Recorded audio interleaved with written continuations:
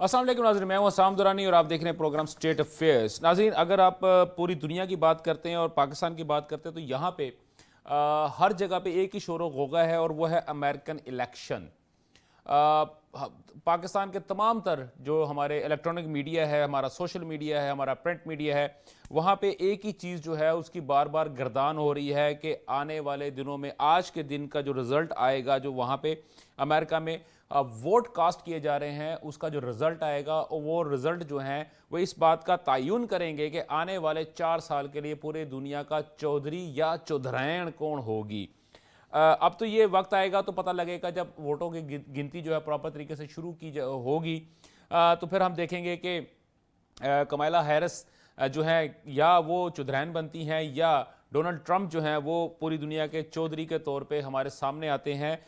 ये तो खैर चीज़ें चलती रहेंगी, इसके ऊपर बाद में गुफ्तगू भी होती रहेगी। लेकिन अगर इन तमाम तर झगड़ों के दरमियान में अगर मैं बात करता हूँ तो पाकिस्तान के अंदर या स्टेट ऑफ पाकिस्तान के लिए जो इंतहाई इंपॉर्टेंट जो चीज़ें थी वो इस दौरान में जो जो काम हुए हैं, मेरा ख्याल था कि हमें उसके ऊपर डिस्कस करना ज़्यादा ज़रूरी था।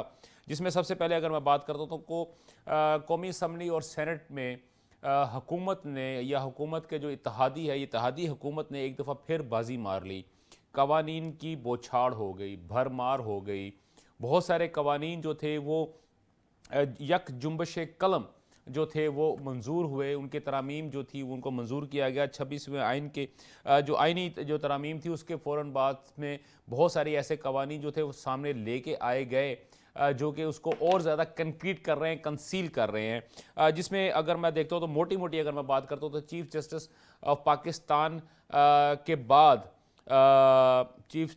आर्मी चीफ ऑफ पाकिस्तान और इसके अलावा बाकी दो फ़ज़ाइया के चीफ और बहरिया के जो चीफ थे उनकी मुद्दत मुलाजमत के अंदर भी जो है वो अगर हम उसको देखते हैं तो उनको बढ़ा दिया गया है। वो कितना बढ़ा दिया गया है वो इस प्रोग्राम के अंदर डिस्कस करेंगे। इसके अलावा दूसरी जानब अगर मैं देखता हूँ तो सुप्रीम कोर्ट ऑफ पाकिस्तान के जो जजेस हैं उनकी तादाद को भी बढ़ा दिया गया है।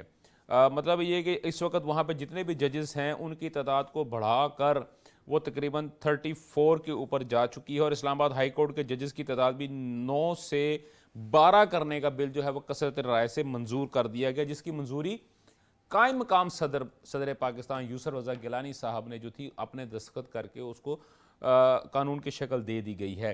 और अगर मैं दोबारा बात करता हूँ अपोजिशन की जानब बात करता हूँ तो एक जानब अगर हम देखते हैं तो अपोजिशन जो है वो तो बड़ी फ्रेंडली माहौल के अंदर बैठी हुई है। ठीक है, हल्ला गुला चल रहा है असम्बलियों के अंदर, तू तड़ाक भी हो रहा है, इल्ज़ामात की बात भी हो रही है, इधर से भी इल्ज़ामात आ रहे हैं, उधर से भी इल्ज़ामात आ रहे हैं। लेकिन at the end of the day government जो थी उन्होंने एक दफ़ा फिर 26वीं आइनी तरमीम की तरह इन कवानीन को भी पूरा कर लिया और प्रैक्टिस एंड प्रोसीजर एक्ट को आप ये कह लें कि कानून की शक्ल बना ली, जिसके ऊपर सदर पाकिस्तान के दस्तखत हो चुके हैं।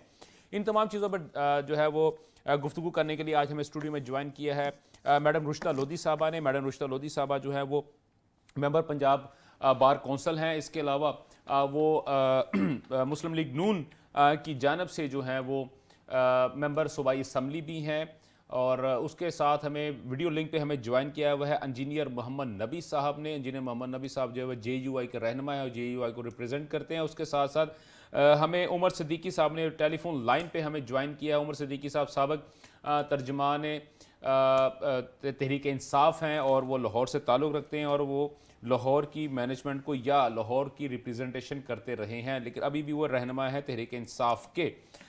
जो आप तमाम जो मेहमानों का बहुत बहुत शुक्रिया। सबसे पहले बात तो मैडम, आप क्योंकि हुकूमत आपकी है, आपने सारा कुछ किया और सबसे पहले तो मैं अब आप मुझे बताएं कि आपको मैं मुबारकबाद दूं या मैं अपना कुछ कंसर्न इसके ऊपर शो करूं कि जजेस की तादाद को आपने एकदम इतना बढ़ा दिया, आपने आइनी जो बेंच था उसको एक साइड पे आप ले गए, बल्कि वो एक लाइटर नोट के अंदर भी कुछ जजेस ने यह बात कही कि यार कुछ हमारे लिए भी छोड़ दो, आप हर चीज़ जो आइनी बेंच की तरफ जा रहे हो।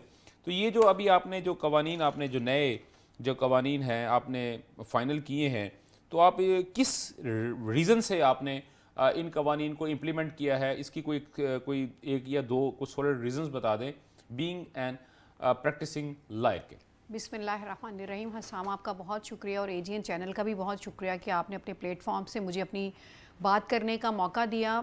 आपके जो कंसर्न्स हैं, जो आप बात करना चाहते हैं, आप ज़रूर बात कीजिए और मैं उसको सुनूंगी भी, और उसका जो जवाब या जो रीज़न मुझे समझ में आती होगी मैं ज़रूर दूंगी। और जहाँ तक रह गई बात मुबारकबाद की, तो मैं ये समझती हूँ कि ये मुबारकबाद आप सिर्फ मुझे ना दीजिए बल्कि पूरी पाकिस्तानी कौम को दीजिए, क्योंकि मैं ये समझती हूँ कि इस वक्त ये जो कवानीन बनाए गए हैं या तरामीम हुई हैं, उससे हमारे मुल्क की जितनी सियासी पॉलिसियाँ हैं उनमें इस्तेहकाम आएगा, उसके अंदर एक ठहराव आएगा, सियासी फ़ज़ा में ठहराव आएगा, पाकिस्तान तरक्की की मनाजिल की तरफ रवां दवां हो जाएगा। क्योंकि मैं आपको एक चीज़ जजेस की तादाद बढ़ाने से पॉलिटिक्स किस तरह स्टेबल हो सकती है? देखें, इंसाफ तो एक पिलर है स्टेट का।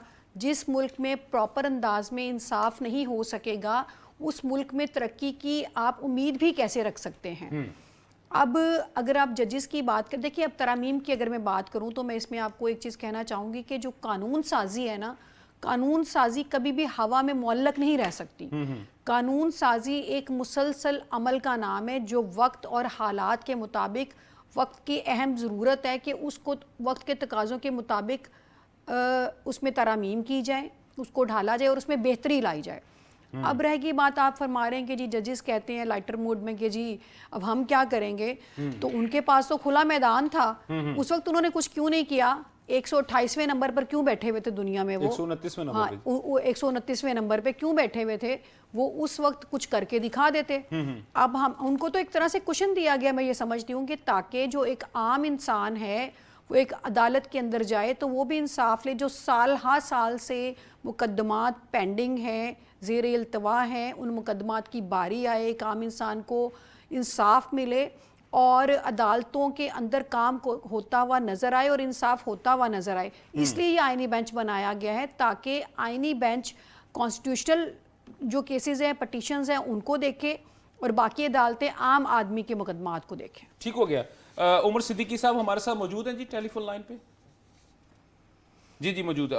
उमर भाई देखें, अभी ये जो बात हुई है, जजेस की तादाद को बढ़ाने की बात हुई है और सर्विस चीफ की मुद्दत को बढ़ाने की जो है वो का उस पर भी मामला है। चले वो तो हम सर्विसेज चीफ की जो बात है वो तो बाद में करेंगे। सबसे पहले अगर मैं बात करता हूँ तो जजेस की तादाद को जो बढ़ाने की बात हो रही है, इसके ऊपर पीटीआई को बहुत बड़ा कंसर्न है और वो जो है दोबारा जो है वो JUI के साथ जा रहे हैं मशावरत के लिए। तो आप क्या समझते हैं कि ये जो नंबर है नंबर बढ़ाने की जो बात हो रही है वो इसलिए किया जा रहा है क्योंकि हुकूमत ये समझती है कि अदलिया के अंदर तहरीक इंसाफ के लिए सॉफ्ट कॉर्नर रखने वाले जजेस की तादाद है, उनको काउंटर करने के लिए इन्होंने जजेस की तादाद को बढ़ाया है?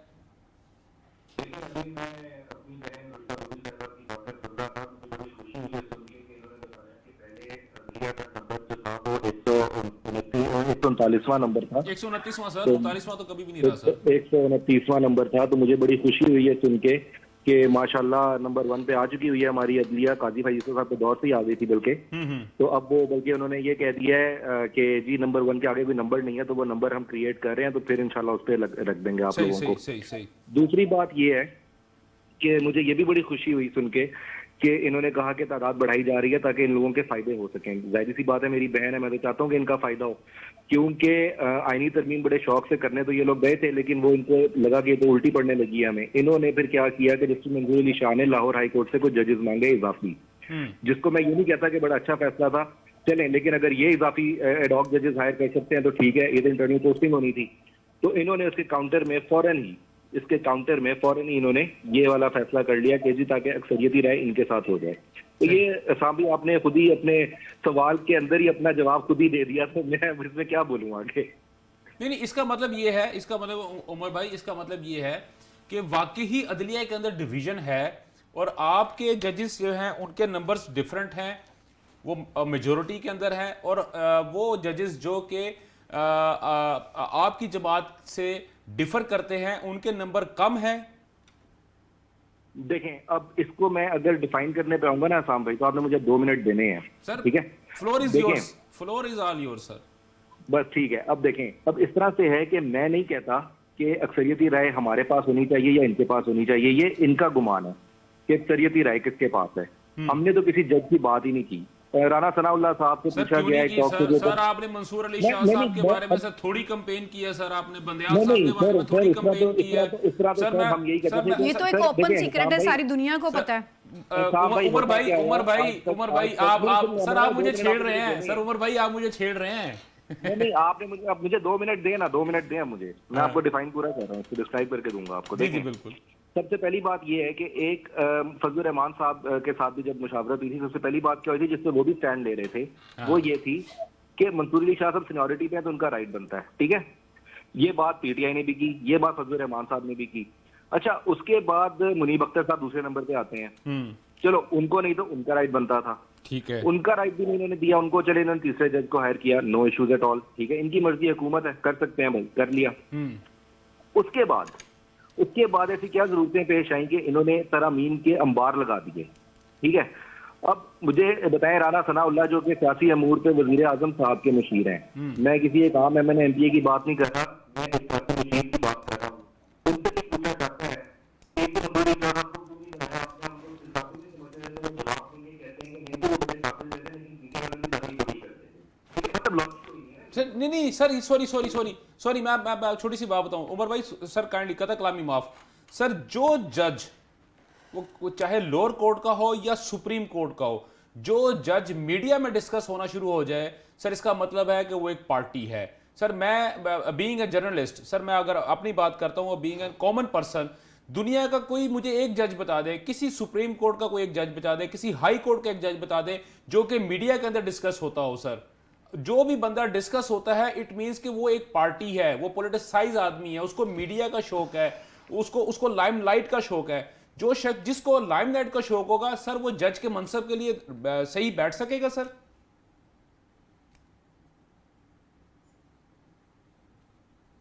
हेलो, जी उमर भाई, आई थिंक कोई थोड़ा सा कोई टेक्निकल इशू है उमर साहब की तरफ से, उनके कोई सिग्नल्स का इशू है, उनसे बात नहीं हो पा रही। अभी मेरी टीम जो है दोबारा से ट्राई करती है। इंजीनियर मोहम्मद नबी साहब, सर मौलाना साहब ने जो है वो 26वीं आईनी तरमीम पे वोट दिया, सब कुछ हुआ, और उसके बाद अभी जो अगर मैं दूसरी तरफ देखता हूँ तो मौलाना साहब के तहफ़्फ़ुज़ात भी अपनी जगह पे मौजूद हैं। अब जो कवानीन पास हुए हैं और इंतहाई कसरत के साथ जो कवानीन पास हुए हैं, सर क्या आपने उसमें वोट डाला है? और अगर आपने उसमें वोट डाला है तो सर उस पर अब उसके बाद किसी किस्म का एतराज़ करना या किसी अपोजिशन पार्टी का आपके साथ रुजू करना कि जनाब ये तो हमें पसंद नहीं है तो हमारे साथ मिलकर इसके खिलाफ कंपेन करें, तो सर क्या ये एक लॉजिक बनती है?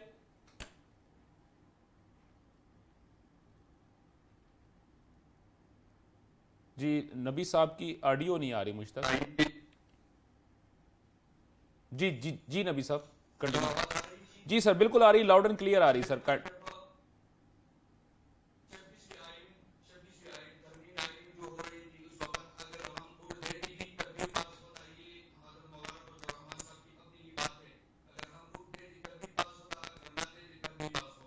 अच्छा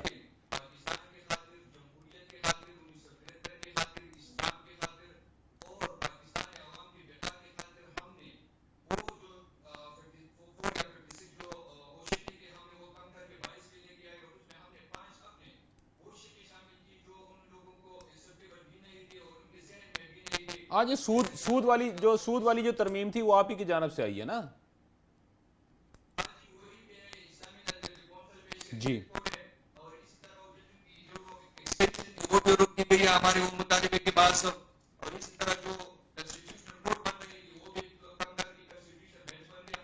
तो नहीं सर, वो जो कॉन्स्टिट्यूशनल कोर्ट की आप बात कर रहे सर, एक सर कदा कलामी माफ सर, वो जो तजवीज़ थी वो तहरीक इंसाफ की जानब से आपको पेश की गई थी कि आप आईनी अदालत ना बनाए, आप आईनी बेंच के तौर पे इसको लेके आए, जो कि उन्होंने आपको दी और आपने वो गवर्नमेंट के सामने रखी थी।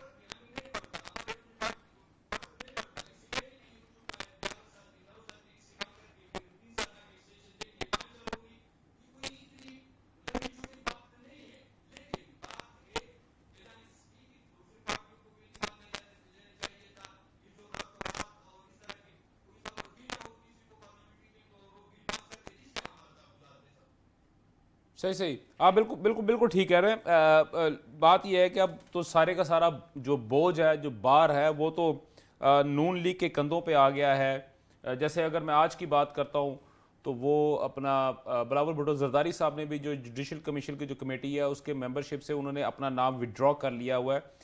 अभी मैं, क्योंकि मुझे थोड़ा सा मैंने ब्रेक पे जाना है, ब्रेक से जब मैं वापस आऊँगा तो डेफिनेटली मैं मैडम रुश्दा से, लोधी साहबा से मैं ये मेरा क्वेश्चन होगा कि मैडम, हमने 34 जजेस तो बना लिए हैं, आईनी बेंच भी हमने बना लिया है, तो बेसिकली अब हम करना क्या जा रहे हैं, इन तमाम चीज़ों पे डिस्कस करते हैं एक छोटे से ब्रेक के बाद। और उस दौरान में डेफिनेटली मेरी टीम जो है वो उमर सिद्दीकी साहब से दोबारा भी रब्ता करेगी। ब्रेक से वापस आते हैं और इन तमाम चीज़ों पे गुफ्तगू करते हैं।